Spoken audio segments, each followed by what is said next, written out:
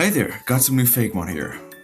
Today I want to share with you a 3-stage line with a bit of an extra 4-stage surprise too, and I want to get into what I found goes into making such a large evolutionary family.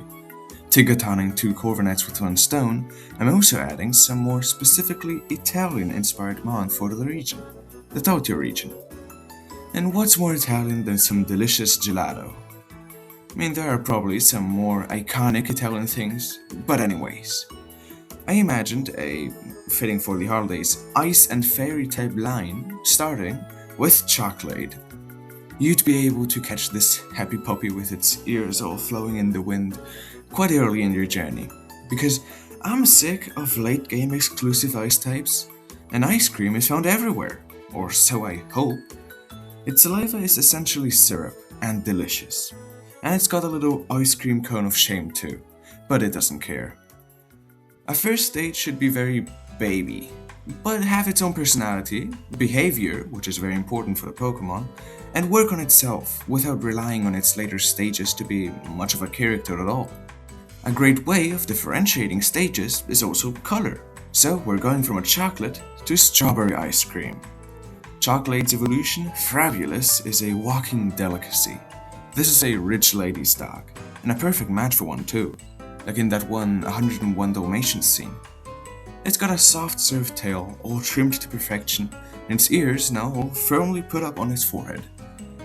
This sure is a big personality shift between stages, which further helps set them apart from each other, and be individual characters on their own. This wasn't always the plan though. Here's the first sketch. Very cute, and I might revisit this idea for a different mod. I will say, this evolution is quite a change from the first form. I love it that way, but I might have been able to make the changes a little more gradual. But that sure doesn't change with the next form, no.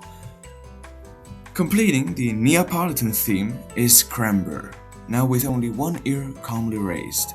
It's got a chocolate barrel full of its syrup now, which is literally life-saving, completing the concept of healing berry sauce set up in the first stages.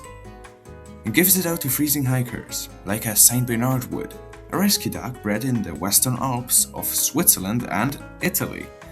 Though specifically the barrel of brandy they carry is more of a fairy tale. And speaking of its tail, look at how creamy it looks. That's some real Austrian Schlagobers. It's my favorite part of the design, honestly. It's a cherry on top, it has a cherry on top. Again, here's a comically different looking sketch. I worried this looked a little unnatural and too much like a FNAF animatronic, and it doesn't really get the point across that I wanted with this Saint Bernard Pokémon, but I think I'll revisit this too. Here's a later sketch, which is more or less just posed differently. I imagine Crember would still look like this if it was to sit down. I believe this is the best rendered Pokémon I've made. It looks very beautiful and very delicious. On a personal note, I love the color of vanilla, especially in Pokémon designs for some reason. And oh, watch out, surprise Mega! Yeah, while writing this video I decided to Mega Evolve Crember and give it some Cerberus and Black Forest cake elements.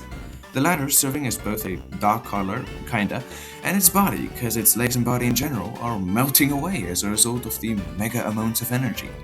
And the cone's back too, this time as more of a sundae cup. It all reminds me of those ice cream servings in the shape of a little Pinocchio head or an animal that some restaurants do for kids. You know, here you go kiddo, have some Cerberus shaped ice cream. Well, I realized I went noticeably more object mod on this last one, which now that I think of it, is a way of differentiating a Mega from the original, cause you're going at it from a completely different angle. Or ploingle. Well, every element of OG Crember is still there, but it might have changed place or morphed in some way. I also made the very trendy thing of bringing back elements from earlier forms. The chocolate and strawberry heads, of course, and the cone. Though it feels like I cheated a little, cause I added the cone to the first stage only moments before drawing the Mega, not when I did the other designs months ago. But anyways, I do want to mention that I noticed Megas shy away from adding heads specifically. You'd expect that Mega Barbarical, for example, would gain lots of heads, and it does seem that way, but only half of the heads have actual faces, they are all way thinner than the originals, and 2 of them curl back into one to attack. So safe to say, they just split in half, no new heads really appeared. Same with Phalanx. Adding spoons and legs and fake heads is fair game though, so that's kind of what I did. None of the heads have visible eyes, because they presumably are covered by their ears again, and only the middle head has an actual mouth with a tongue showing.